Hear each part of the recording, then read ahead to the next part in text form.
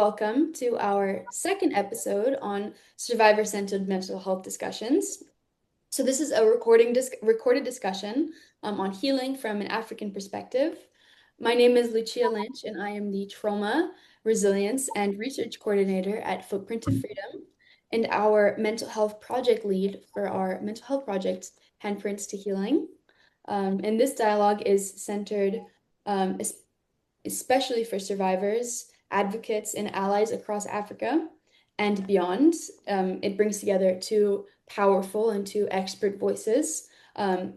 Anele Siswana, and he is a graduate in clinical psychology and deeply rooted in Afrocentric therapeutic models, as well as Abigail Smith, who is a survivor advocate and is working to restore dignity and power to women affected by trafficking in South Africa. So together we're going to be exploring culturally grounded ways to approach trauma and mental health, centered around African philosophies, survivor wisdom, the role of spiritual, communal, and emotional restoration in mental health.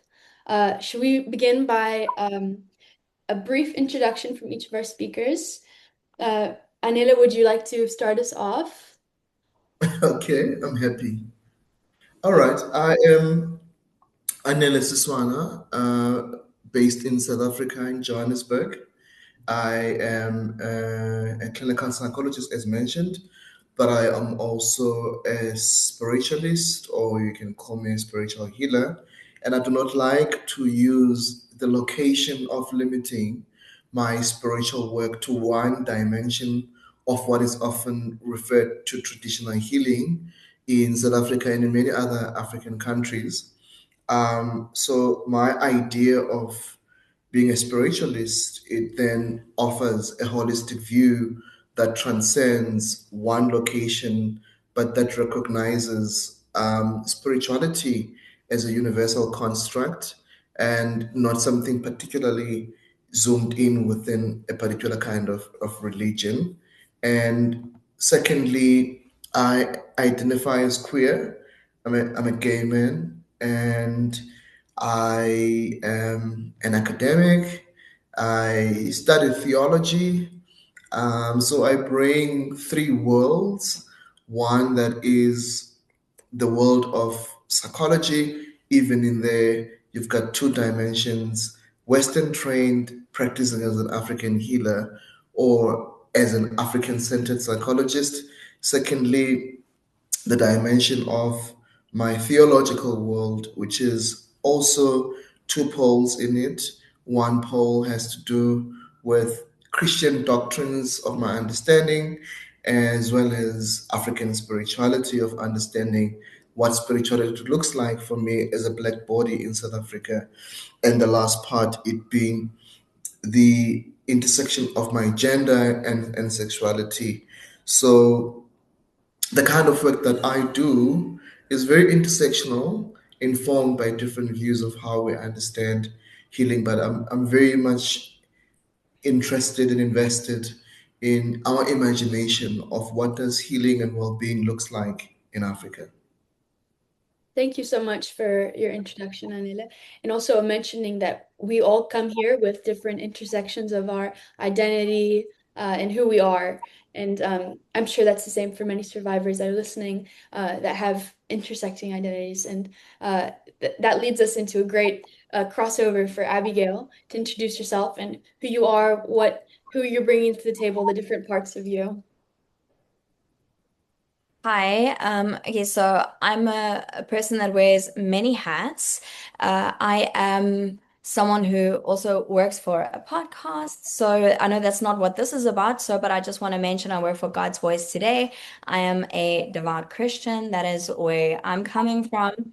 I am also a survivor of human trafficking and a survivor leader. So I actively advocate for better laws in our country together with some other survivor colleagues. And I work with other survivors in the way of upskilling and economic empowerment opportunities. I also am in the process of registering my own organization. I'm looking forward to that very soon. But ultimately, I'm someone that has gone from being highly traumatized, going through a very terrible situation, and to find myself where I am now, where I can say I have healed, and I have healed a lot. So if that makes me an expert, then I'll take it. Absolutely, you are both experts. And especially when it comes to healing, that's going to be a core of what we speak about today. So yeah, this conversation is a space not to only reflect on healing, not only from trauma, but from systems and narratives that have historically silenced African voices in general. We'll explore how African-rooted practices and lived experience can reshape mental health support for survivors with dignity and cultural relevance. So just understanding, your backgrounds and where you come from. Abigail, how was mental health understood in your community growing up, and how did that shape your own healing journey? Well, growing up to what it looks like now, the term mental health has definitely evolved a lot because when I was young, any talk of mental health kind of meant mental ill health, which meant that you were crazy or mad or you had severe conditions about you. And we're at a place now, I think, in society where we realize that people have various kinds of mental conditions doesn't mean that they're unable to function. And even, I think also it was a little bit growing up understood that if you had a mental condition of any kind, there wasn't really, from my understanding, a way to heal from it. You were either mad or you were not mad. You know what I mean? Like, and now as someone that has been through all various kinds of mental health issues, I have come to the conclusion that my ideas as a younger person were not reality. And where I stand now is that there's healing. There is healing for everyone. There is healing to be had. You can heal from anything. Neuroplasticity also aids in that, I think, a lot. There's the spiritual aspect, which has been fundamental in my own healing. But when it comes to healing from mental health issues, it was multifaceted. There was a time that I required counseling. There was a time I required therapy. Um, I required uh, training in DBT. I required um, doing certain exercises. I needed medication for a time. I needed all kinds of support at various levels to find myself where I'm sitting today. I consider myself not only healed but fully functional. Mhm. Uh, Absolutely. We can see it when we work with survivors or when survivors tell us their journey. It's a lot of the times so complex and multifaceted with different approaches to mental health. And Anele, from your experience working with, people across Africa, how does one balance these different multifaceted journeys to mental health with African philosophies? How can African philosophies inform how we approach mental health? Yeah, I mean, the idea of mental health or mental illness, or broadly conceptualized as psychopathology, stems from a Western construct, right? The Western construct, Western psychology, or the world of psychiatry is firmly grounded in epistemological positions that are Eurocentric, dominant in that way. And so it has given us the language of pathology and understanding things through labels, through naming, and all of that which we understand to be. However, if we look beyond the spectrum of pathology, we get to find that there could be a right word that not necessarily looks at pathology in an African context. I mean, we can look at different ways that we understand, because mental health translates to well-being, Yeah. right? And so the idea of well-being in African societies is constructed differently. And so the role of African healing practices, the role of tradition, the role of culture, it helps us to move beyond the labeling and find the humanity of the individual beyond the labeling. And I suppose in the world of psychiatry and psychology that I operate in, labels mean so much, to the point that we can miss the person Yeah. because our focus is on the diagnosis and the treatment. Whereas in an African context, we see a person in totality, holistically, which then allows room and space for imagining what it means to be well without psychopharmacological intervention, without the idea of therapy. In Africa, therapy has been socially constructed as a phenomenon that we use our communal sense of being, our interconnectedness, as a way of engaging with life and as a way of healing. Whereas on the Western construct, you're dealing with the individual and the diagnosis that this individual presents with and work with it. Whereas from a communal, Afrocentric, you call it culturally sensitive, the human being who is the individual exists in the system, and the system helps in the collaboration and in the integration of helping this person seek this meaningfulness of what it means to be well. So the medication, the therapy is not the only thing that can work, but the communal sense, the ancestry, the spiritual beliefs, the rituals that are done that are deeply spiritual, deeply cultural, help the individual to transcend the labeling. Mm. That's an incredible thing that you mentioned. I have a lot of survivors that come and speak to me and they say they go to a psychologist, and sometimes that person overlooks them and labels that their diagnosis, and then forgets that their journey through healing can also take place in other forms outside of the Western traditional psychological office, you know? And I think the root of healing is in working with survivors and psychologists is understanding that treating person for what they are, and that's human beyond labels and names. Um, and Abby, I'm sure you can relate to this. And it also relates to the next question about identity. How did your experience of trauma affect your sense of identity and belonging? And if there were certain ways and healing approaches that helped you merge these two? Oh, mute.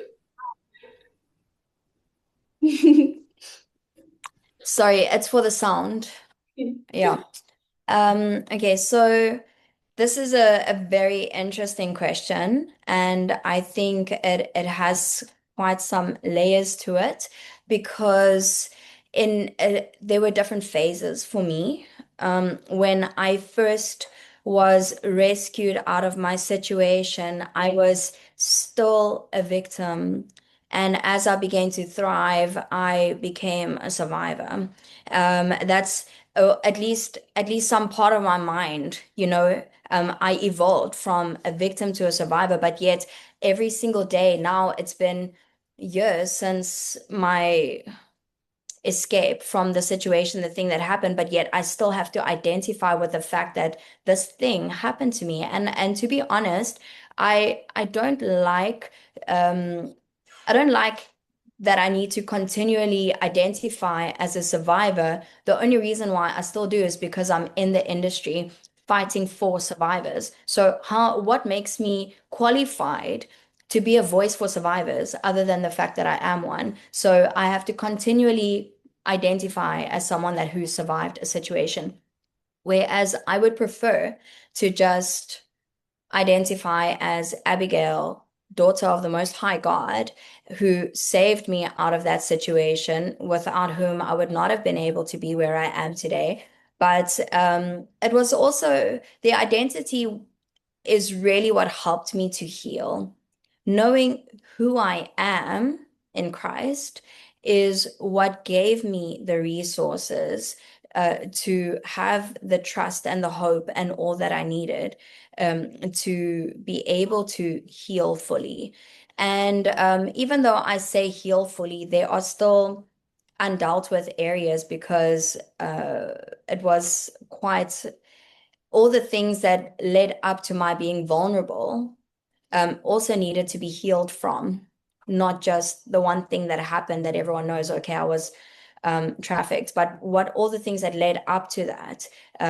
So I have used this last 5 years since my escape and rescue as an opportunity to heal not only from the human trafficking, but everything before that, from my childhood up.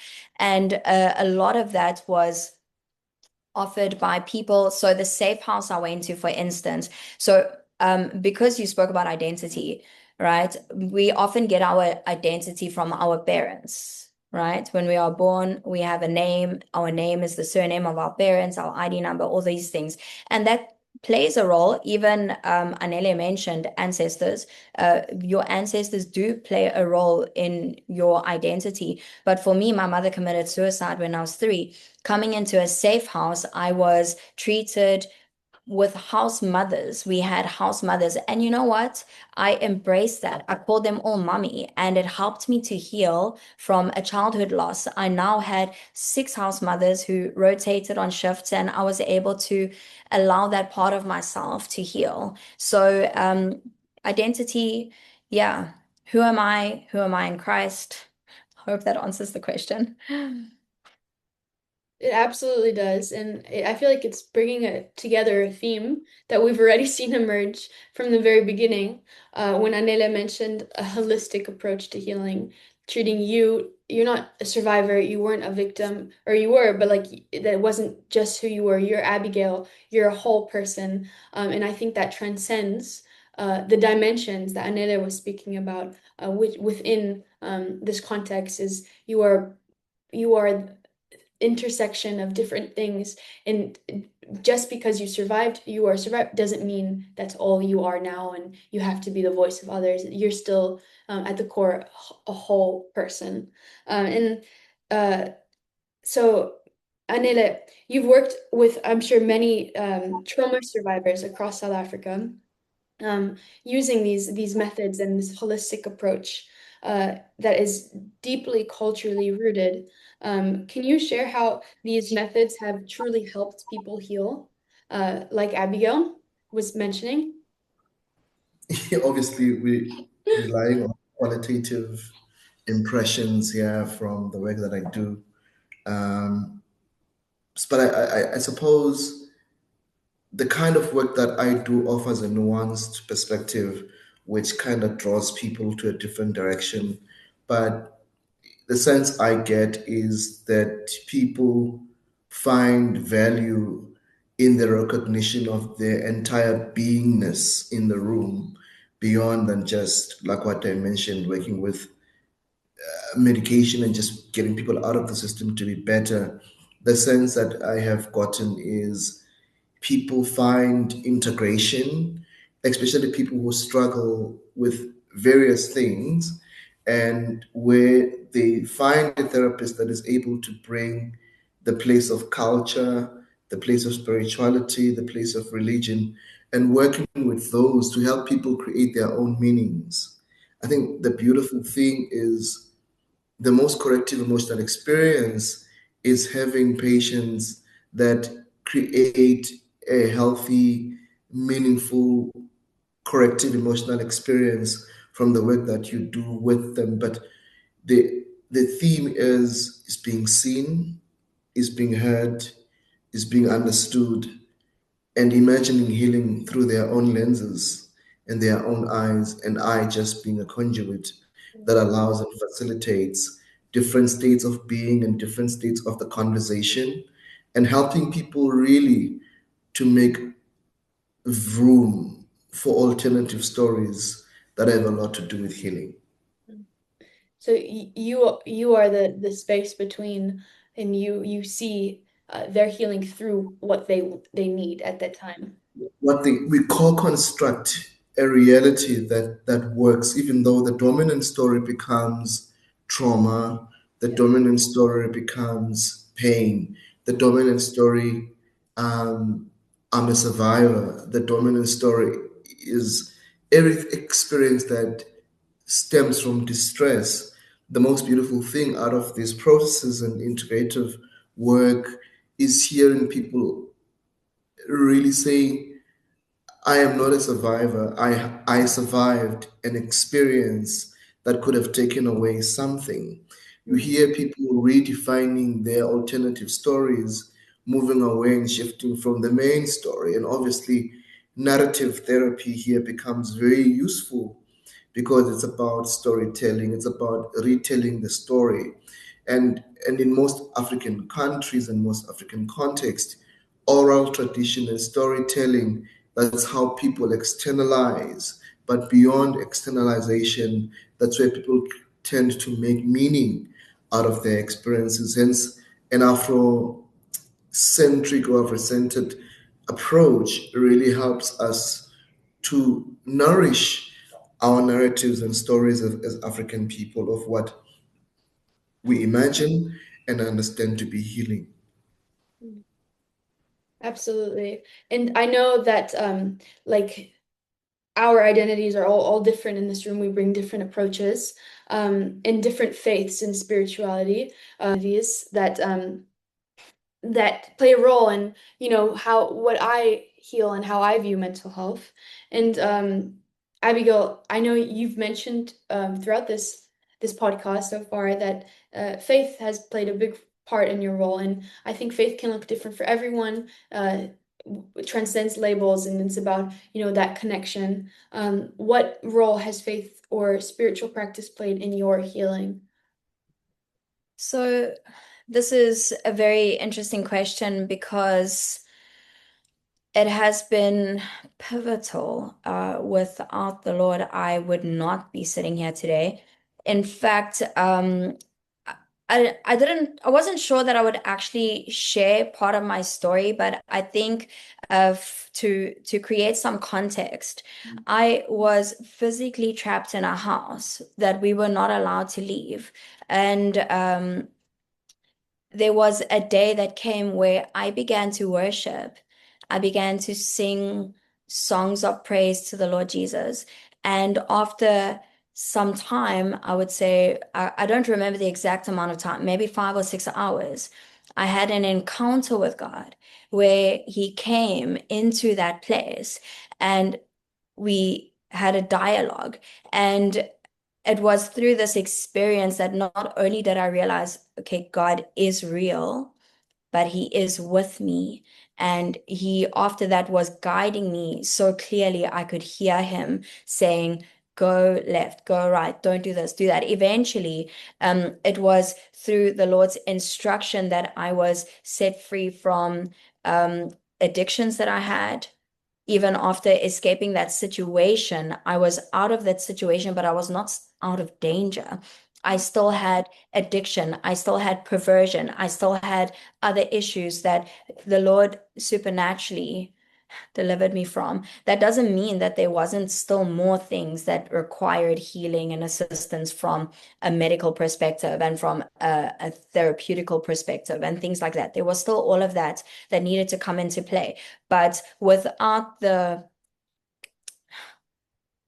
God, I would not be healed. I can guarantee that I would still be in demonic oppression, actually. Yeah. Thank you for sharing, Abby.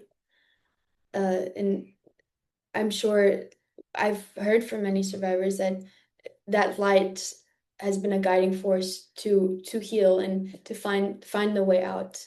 Um, but often, sometimes, um, trauma can be reduced to, sin or failure. Anele, from your experience, how can we integrate this form of spiritual healing that Abby mentions that like saved her without reducing people to to sin and that aspect? How do we balance these two, spirituality and psychology and understanding these two aspects, if that makes sense?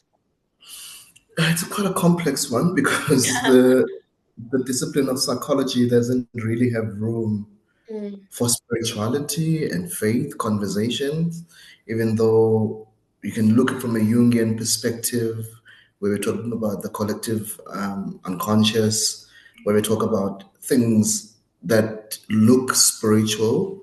However, from my experience and what I think is important, any form of something that transcends self creates safety. Like Abigail mentioned, that her conviction and her belief, the encounter she had with God and the Spirit, somewhat was something that could transcend the physical space at that particular time, but there was a transcendence beyond the cognitive. And obviously, for us, when you then start saying, I had a personal encounter with God, I felt God in the room, I saw Him in the room, then you're going to start saying, oh, there's psychosis there, you know. But ideally, what I'm getting from her is that there was something that could help her transcend, access hope, access faith, access safety that is not tangible. And again, what we find in faith, faith in its description, its belief and hope of things to come and things that have not yet been there. And I suppose when you look at ideas of positive psychology and optimism and all of that, it really helps us to imagine different kinds of possibilities that are non-normative or the way of how we think about the world. But I always say to people, whether African spirituality, whether Hinduism, whether Christianity, whether Rastafarian, if anything that you believe in gives you a sense of safety and hope and some sense of comfort, why not use that?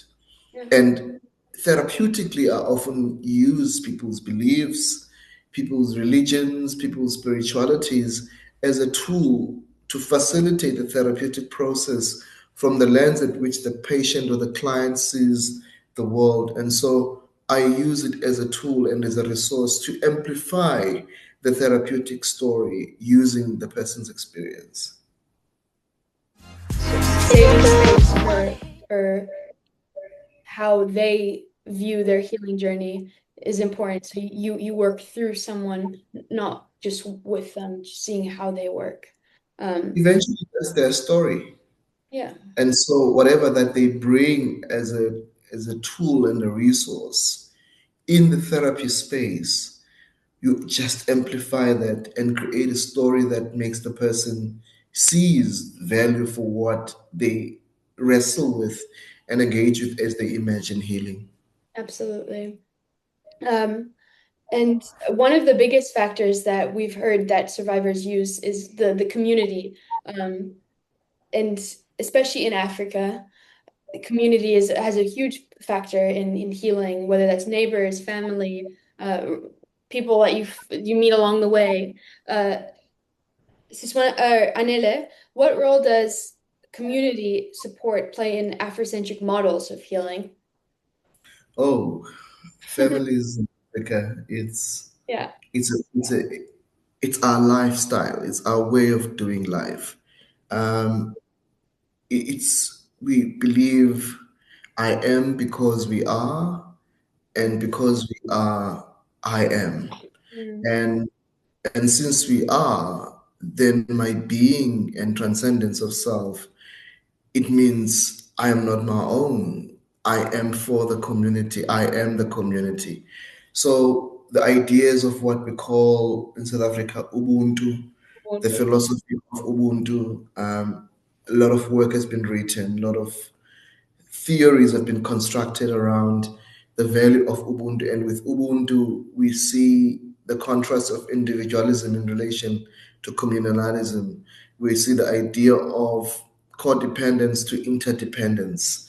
And so we find very valuable um, tools of living within a community and dancing together as a community rather than as an individual. So overall, by virtue, I am because we are, and since we are, therefore I am. I don't carry my trauma as my own experience, but the community helps me to carry the idea of what looks like healing in Abigail's world. It could be the community, the church community, the community of faith helps me to carry the cross of trauma, the cross of pain, and the imaginations that when we cast all our burdens to Jesus within this community, things tend to be better. And that's the same sense I get using African tools that family, community, groups that we belong to, our lineage of communities helps us to really imagine healing beyond than it just being an individual endeavor. Absolutely. Yeah. Abby, has community and Ubuntu, the spirit, been along with you through your journey? So my best advice for any survivor is always my first most important is get a community, have community, establish and build community. Because the thing is, so for me, for instance, because it took so long for my perpetrator to be arrested, I could not just be around family and people I knew. I had to start over. So it began with Safe House Community, building relationships with the people that fellow survivors who were living with me and the house mothers and things like that. And from there, not letting go of that, I also attended a rehab and I built community there. I lived in a shelter for a little while. I built community there. I went to church. Like Anele said, and I still go to church. And I want to say it doesn't really help me to carry the cross as much. The way I see it is that it helps me to live in victory, actually. Like it's more than just carrying a cross. It's a victorious life of abundant peace, love, joy, divine health. It's incredible. But it's more than that. It's community is everything. So I have my work community, my advocacy community, my church community, people who fellow survivors, fellow fighters for the cause. Everywhere I go, I build community and I don't let go of people. Don't let go. I keep people as much as I can. People are not collateral damage. People are have an intrinsic value and they're important, and every single one of them have some piece of the puzzle that helped me to heal. Mm, absolutely. And yeah, we are because of everyone before us and because who we're surrounded by. And I think that is a great message to help other people that are just going through it. It doesn't have to be survivors, it doesn't have to be allies. Anyone finding people is incredibly important. And as we close this off, what I know what gives you hope about the future of mental health support in Africa, where we are now? What is something that sparks hope in you, and where we can going in addressing mental health in Africa?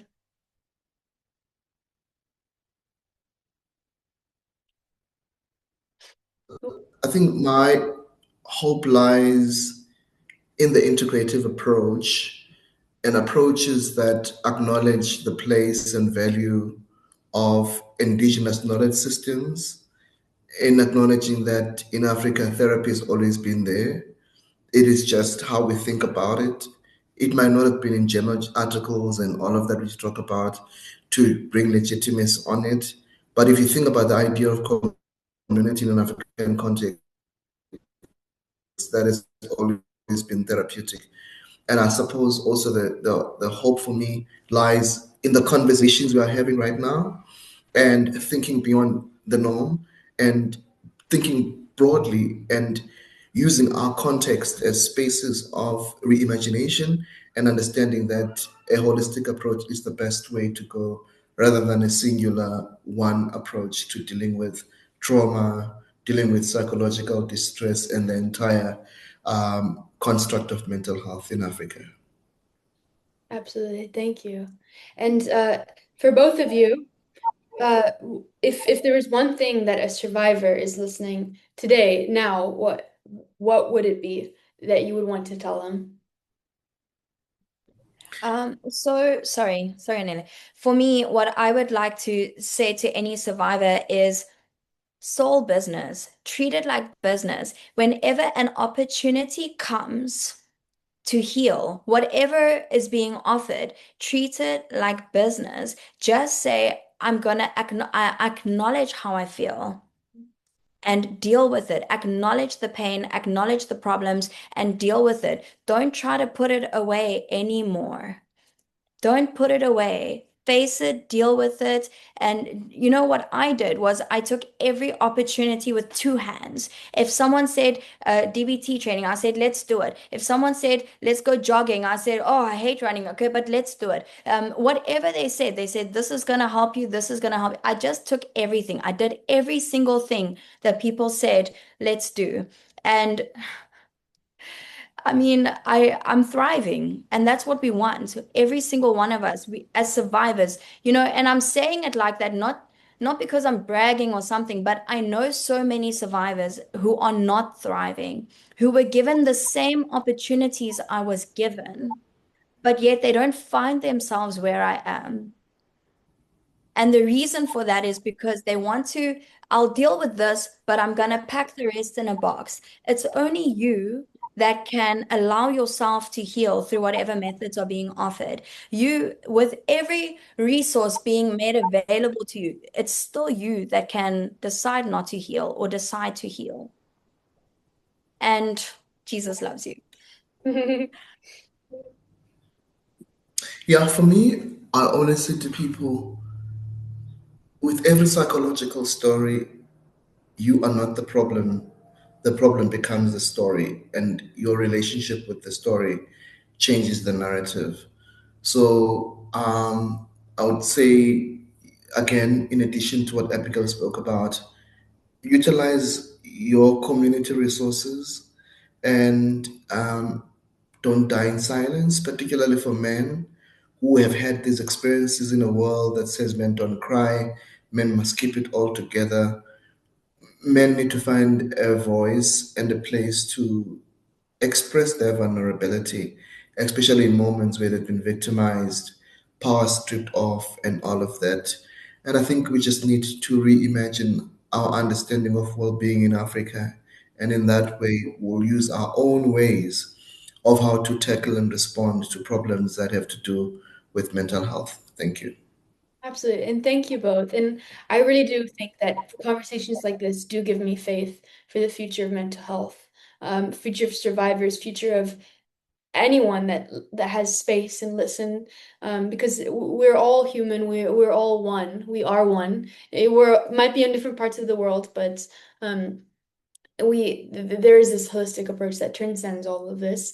And thank you both so much for being here today and for your powerful words. It means a lot to the listeners and to me that you have given your time today. So that is a wrap on our second podcast. And thank you all our listeners too.